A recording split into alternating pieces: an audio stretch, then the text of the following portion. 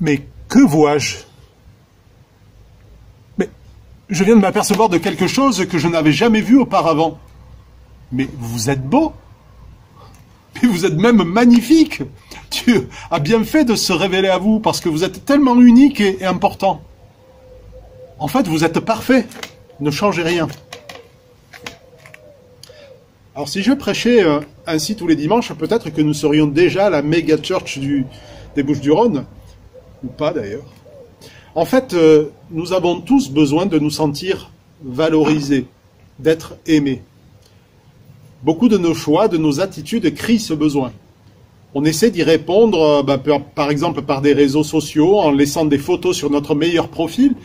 Et parfois on reçoit des likes ou des « qu'est-ce que tu es beau ?»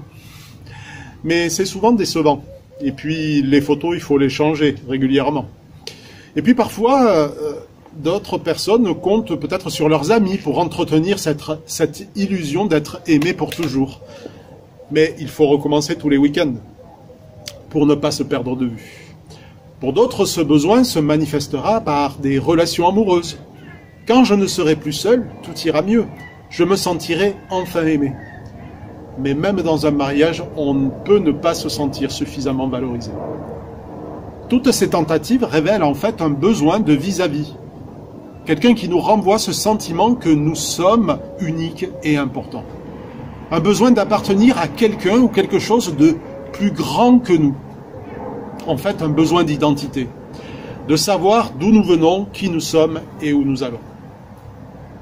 Les destinataires de la lettre aux Hébreux regardaient comme un grand privilège d'avoir reçu la loi par des anges, descendus du trône même de Dieu. Ils avaient pour père Moïse. Mais si grand que fut leur privilège d'appartenir au peuple élu, rien ne pouvait mieux combler leur âme que le Fils de Dieu lui-même. Les anges ne peuvent pas combler leur cœur, pas plus que Moïse. Je vous propose de lire au chapitre 1, les versets 4 et 5.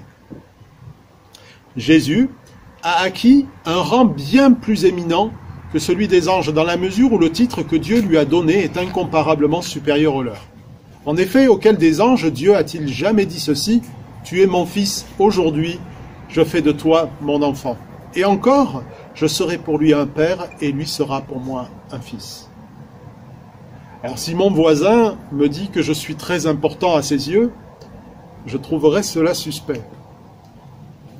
Mais si le président de la République venait me dire demain « J'ai tellement cherché à te trouver depuis tant de temps pour te donner une mission que toi seul peux accomplir au ministère de la Santé. » Trouver un autre ministère en ce moment.